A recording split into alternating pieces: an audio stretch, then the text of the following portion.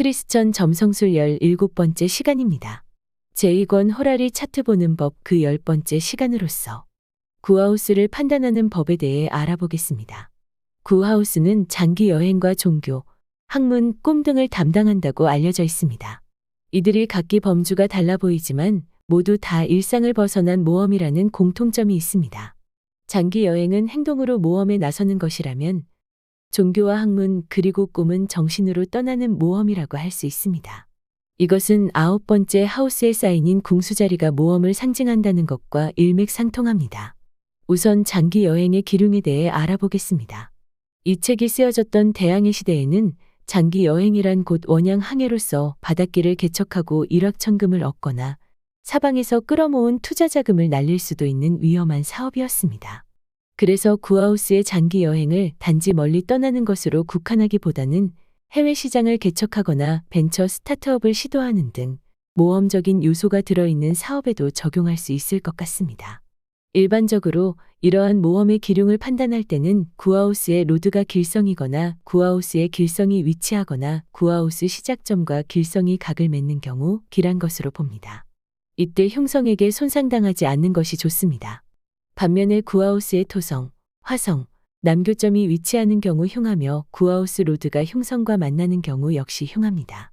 이 책의 예를 보면 구하우스의 화성이 위치하는 경우 먼 여행 도중 해적 등을 만나기 쉽고 토성이 위치할 경우 항해 도중에 병에 걸리거나 물자의 손실이 오며 남교점이 위치할 경우 해적을 만나거나 사기당하는 일이 벌어진다고 합니다. 이것을 현대적으로 해석하면 벤처 기업이나 개척 사업을 하면서 만날 수 있는 각종 규제나 내부 문제 등으로 볼 수도 있습니다. 여행의 금전적 성과는 10하우스가 담당하는데 구하우스의 입장에서 금전을 의미하는 두 번째 하우스는 10하우스이기 때문입니다. 10하우스의 길성이 위치하면 수익을 보지만 흉성이 위치하면 손실을 봅니다. 이때 8하우스를 함께 살필 필요가 있는데 8하우스 로드가 건실할 경우 의뢰인이 얻을 수 있는 재물의 규모 자체가 크다고 봅니다. 반면에 8하우스의 토성, 화성, 남교점이 위치할 경우 얻을 만한 것이 아예 없거나 손해를 봅니다. 사업의 성공과 실패. 이 책에서는 먼 항해를 하는 동안 순풍을 받을지 역풍을 받을지를 다루지만 실제 기후를 예측한 것이 아니고 사업 환경이 의뢰인에게 우호적이냐 여부를 보고 바람의 양상을 예측한 것으로 보입니다. 이때는 1하우스 로드를 보는데요. 1하우스 로드가 역량이 강한 길성과 길각으로 만나고 있을 경우 순풍을 받습니다. 반면 1하우스 로드가 케이던트 하우스에 위치한 흉성과 만나는 경우 역풍을 받습니다. 지표성들이 고정궁에서 대립각을 이루고 있거나 난폭한 흉성과 만나는 경우 환경이 매우 열악하다고 볼 수 있습니다. 공기 사인인 쌍둥이 자리, 천칭 자리, 물병 자리에서 지표성들이 삼각을 이룰 경우 모든 것이 우호적입니다. 여행의 성공 여부를 볼 때는 앵귤러 하우스에 어떤 행성이 위치하는지를 보는데요. 만일 1하우스에 길성이 있는 경우 출발 단계에서 이미 성과를 얻습니다. 10하우스에 길성이 위치할 경우 진행해 가면서 성장하는 모습을 보입니다. 7하우스에 길성이 위치할 경우 목적지에 도착한 후에 만족할 만한 성과를 낼 수 있습니다. 4하우스에 길성이 위치할 경우 출발했던 곳으로 돌아오고 난 이후에 비로소 성과를 얻습니다. 이렇게 앵귤러 하우스에 어떤 행성이 있느냐에 따라 성공의 요인들도 알 수 있는데요. 그 행성이 목성일 경우 상류층의 도움으로 성공을 거두게 될 것이며 추가적으로 태양이 다스리는 궁과 겹치면 국가나 정부, 대기업 등의 도움으로 성공합니다.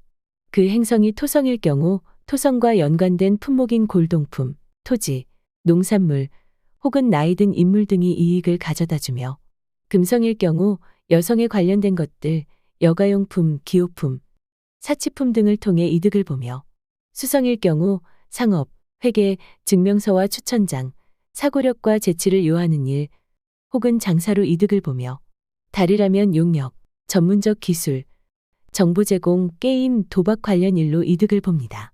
출구 전략. 여행을 떠난 사람이 돌아오는 시점에 대해서도 알아볼 수 있는데요. 돌아온다는 것은 결과가 나온다는 것이므로 프로젝트의 결과가 나오는 시기로 해석할 수도 있습니다. 만일 투자자라면 출구 전략의 관점에서 엑싯 시점을 점칠 때도 활용할 수 있겠습니다. 여행의 지표성이 운행 속도가 빠르고 옥시덴트 위상에 위치하며 달과 지표성 모두 활동궁에 위치할 경우 여행 과정에 일이 많고 바쁘게 진행됩니다. 원활하게 이어진다기보다는 문제가 생겨 어려움이 따른다는 의미도 있습니다. 반면에 지표성의 운행 속도가 빠른데 오리엔트 위상일 경우 여행은 신속하고 원활하게 진행됩니다. 이렇게 모든 것이 신속 원활하게 진행되는 경우를 구체적으로 나열해 본다면 일하우스 로드가 구하우스 로드에게 접근하거나 혹은 구하우스 로드가 일하우스 로드에게 접근할 경우, 두 행성 사이에서 제3의 행성이 빛을 전달해 줄 경우, 구하우스 로드나 칠하우스 로드가 일하우스에 위치할 경우, 일하우스 로드가 칠하우스에 위치할 경우 등입니다.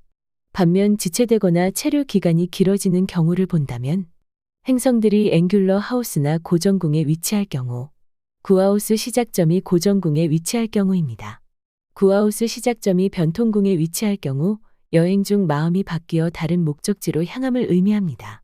여행의 분위기나 상태에 대해서 알아볼 수도 있는데요. 구하우스의 길성이 위치할 경우 건강하고 안전한 여행이며, 10하우스의 길성이 위치할 경우 여행을 즐기게 되며, 4하우스나 7하우스의 길성이 위치할 경우 소기의 성과를 이룹니다. 달 역시 보편적 지표성으로서 여행의 과정에 대해 여러 가지를 암시하는데요. 달이 6하우스에서 6하우스 로드와 대립각을 이룰 경우 질병이나 태만에 의한 차질을 조심해야 하며, 달이 지평선 위에 있을 때는 할 일이 아직 많다는 의미이고, 달이 지평선 아래에 위치할 경우 할 일이 이미 끝났다고 봅니다. 달의 주재성이 상태가 안 좋을 경우 돌아오는 귀환 일정이 늦어짐을 뜻합니다. 여행의 동기와 그 성공 여부에 관하여 알아보는 방법도 소개되는데요. 여기서 여행은 모험적 프로젝트로서 리스크가 높은 벤처 사업으로 읽어도 무방합니다. 이 여행의 동기나 연관된 업무가 무엇인지를 알아볼 때는 달이 태양과 접근각을 이루는 경우 정부와 연관된 일이며, 달이 토성과 접근각을 이루는 경우 기득권층이나 고령층 관련 일이며, 달이 목성과 접근각을 이루는 경우 사회적으로 인정받는 상류층이나 학문, 종교 관련 일이며, 달이 화성에게 접근각을 이루는 경우 군사 관련 일이며, 달이 금성에게 접근각을 이루는 경우 여성이나 엔터테인먼트 관련 일이며, 달이 수성에게 접근각을 이루는 경우 상업이나 지식, 외국어 관련 일입니다. 여행의 목적을 볼 때는 구하우스 로드를 보는데요. 구하우스 로드가 1하우스에 위치하는 경우 자기 발전을 위해서, 구하우스 로드가 2하우스에 위치하면 즐기기 위해서, 구하우스 로드가 3하우스에 위치할 경우 여행 자체를 위해서 여행합니다. 전문 지식, 구하우스가 가진 여행이라는 주제를 정신적으로 뭔가를 찾아다니는 것으로 대입할 경우 그것은 곧 학문과 전문 지식이 됩니다. 그래서 구하우스에서는 전문 지식을 성공적으로 갖출 수 있는지 그리고 그것으로 돈을 벌 수 있는지를 판단합니다. 이때는 1하우스와 그 로드 그리고 달을 의뢰인의 지표성으로 삼고, 구하우스 로드 및 구하우스에 위치한 행성을 의뢰인이 갖추고자 하는 전문 지식의 지표성으로 삼습니다. 구하우스 로드가 길성이면서 1하우스 로드와 각을 맺고 있는 경우 의뢰인은 전문 지식 분야에서 성공합니다. 그러나 그 행성과 사각이나 대립각을 이룬 행성이 있으면 비록 지식은 갖춰도 성공에는 방해 요소가 있다고 봅니다. 구하우스 로드나 1하우스 로드가 흉성과 각을 맺고 있는 경우 의뢰인은 아무리 노력을 해도 원하는 경지에 도달하지 못하는 어려움이 있습니다. 구하우스의 길성이 위치하거나 구하우스 로드가 상태가 좋고 1하우스 로드와 각을 이루고 있을 경우 실제로 전문 지식을 인정받고 성과를 냅니다. 그러나 구하우스의 흉성이 위치하거나 구하우스 로드가 상태가 안 좋고 1하우스 로드와 각도 맺지 않을 경우 비록 전문성을 갖춰도 인정을 못 받거나 보기와 달리 결함이 있을 수 있습니다. 구하우스 로드와 달이 모두 길성에게 접근할 경우 전문 지식 분야에 유리하지만 흉성에게 접근할 경우 그 반대가 됩니다. 이 책에서는 성직자의 승진운을 판단하는 요령을 담고 있는데요. 사실 이 부분은 성직자가 고위 공직자와 같았던 당시의 상황을 반영한 것으로 보입니다. 그러나 오늘날 우리나라 상황과는 너무 달라 이번 강의에서는 생략하기로 하겠습니다. 예지몽.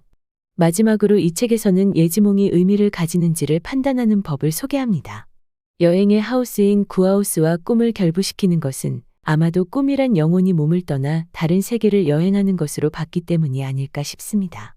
꿈이 예지몽으로서의 의미가 있는지를 볼 때는 구하우스에 위치한 행성을 꿈의 지표성으로 삼습니다. 만일 구하우스에 어떤 행성도 없다면 10하우스, 10하우스에 행성이 없으면 1하우스, 7하우스, 4하우스, 3하우스 순으로 봅니다. 이 순서는 꿈의 중요성을 의미합니다. 순위가 낮을수록 의미 없는 꿈이라고 볼 수 있습니다. 이렇게 꿈의 지표성을 찾았다면 그 행성이 지배하는 사인이 어떤 하우스에 있는지를 봅니다. 그 하우스가 가리키는 분야가 곧 꿈의 메시지가 적용되는 분야입니다. 가령 그 행성이 토성이고 무섭고 공포스러운 꿈을 꿨다면 토성이 지배하는 염소 자리와 물병 자리를 봅니다. 두 사인에 위치한 하우스의 시작점은 꿈이 의미하는 문제를 가리킵니다. 가령 이들 사인에 상승점이 위치했다면 그 공포는 의뢰인 자신의 문제이고 2하우스 시작점이 위치할 경우 돈 문제이며 3하우스 시작점이 위치할 경우 형제자매, 친척 문제입니다. 예지몽이 현실에 영향을 주는지를 보려면 9하우스 로드나 9하우스에 위치한 행성과 사각이나 대립각을 맺는 행성을 찾습니다. 만일 그 행성이 1하우스 로드라면 예지몽이 신변에 영향을 미치며 2하우스 로드라면 금전 문제를 암시한다는 식으로 판단합니다. 9하우스나 1하우스의 길성이 위치할 경우 악몽을 꿔도 문제는 안 일어납니다. 그러나 1하우스 로드가 흉성과 각을 맺으면 조심해야 합니다. 이상 9하우스에 대한 내용을 정리해 봤는데요. 9하우스를 볼 때는 항상 궁수 자리를 상징하는 켄타우로스를 연상하고 일상을 넘어선 모험과 관련된 주제를 판단해 보시기 바랍니다. 그 모험이란 아무도 안 가본 데를 개척하는 일로서 성패를 알 수 없는 해외 시장 개척, 위험이 따르는 투기성 사업, 혹은 미지의 영역을 밝히는 학문적 모험 등 여러 분야에 적용할 수 있습니다. 오늘은 여기까지 하고 다음 시간에 뵙겠습니다. 감사합니다.